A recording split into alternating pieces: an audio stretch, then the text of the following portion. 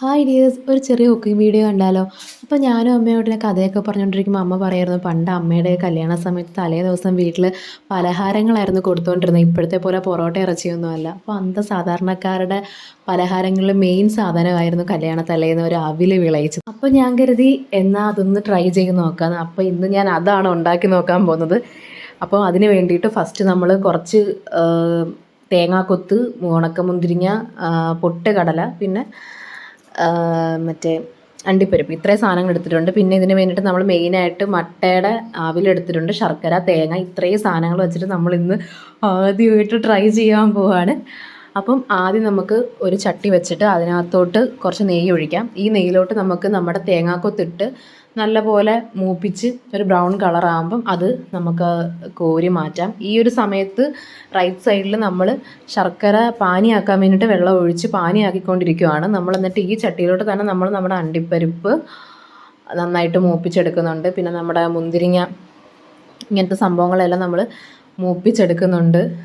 അതിനുശേഷം നമ്മൾ ഈ പൊട്ടുകടല ജസ്റ്റ് ഒന്ന് മൂപ്പിച്ചിങ്ങ് എടുത്താൽ മതി. ബ്രൗൺ കളറാക്കുകയും ചെയ്യരുത്, കാര്യം നമ്മൾ കഴിക്കുമ്പോൾ അത് ഭയങ്കര കട്ടിയായിട്ടിരിക്കും. എനിക്ക് അങ്ങനെ ഒരു അബദ്ധം പറ്റിക്കഴിഞ്ഞു. അപ്പം അതൊന്ന് ജസ്റ്റ് ഒന്ന് ഇടുക. അതിനുശേഷം നമ്മൾ ആ ചട്ടിയിൽ തന്നെ കുറച്ച് തേങ്ങ ഇടുന്നുണ്ട്. തേങ്ങ നന്നായിട്ട് ഒന്ന് ജസ്റ്റ് ഒരു 2 മിനിറ്റ് ഒന്ന് നമ്മളൊന്ന് ഇളക്കി കൊടുക്കുന്നുള്ളൂ. കാര്യം തേങ്ങയ്ക്കകത്ത് കുറച്ച് വെള്ളത്തിൻ്റെ അംശം കാണുമല്ലോ. അപ്പോൾ അതൊന്ന് വരണ്ട് വരാൻ വേണ്ടിയിട്ട് മാത്രം. കാര്യം നമ്മളിതൊരു ഒരാഴ്ചത്തോളം നമുക്കിത് വെച്ചിരുന്ന് ഉപയോഗിക്കാൻ പറ്റും. അപ്പോൾ തേങ്ങയുടെ ആ ഒരു ഇതുണ്ടെങ്കിൽ പെട്ടെന്ന് കേടാവാനുള്ള ചാൻസ് ഉണ്ടെന്നാണ് അമ്മ പറഞ്ഞത്. അങ്ങനെ നമ്മൾ തേങ്ങ 2-3 മിനിറ്റ് ഒന്ന് വരട്ടിയെടുത്തിട്ടുണ്ട്. എന്നിട്ട് നമ്മൾ ഇതിനകത്തേക്ക് നമ്മുടെ ശർക്കര പാനിയാക്കി വെച്ചിരിക്കുന്നത് ഒഴിച്ചു കൊടുക്കണം.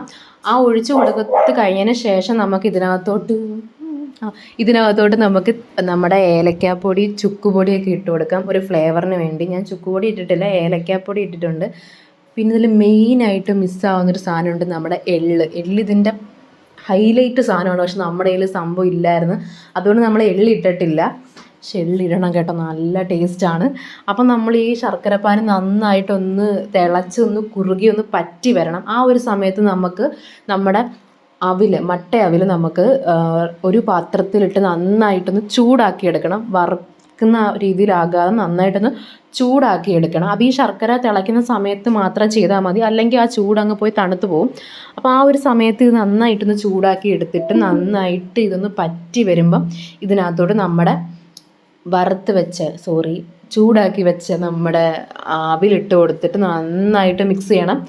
നന്നായിട്ട് മിക്സ് ചെയ്താൽ മാത്രമേ നമ്മുടെ ആ ശർക്കര പാനി നന്നായിട്ട് നമ്മുടെ അവിലിനകത്ത് യോജിക്കത്തുള്ളൂ.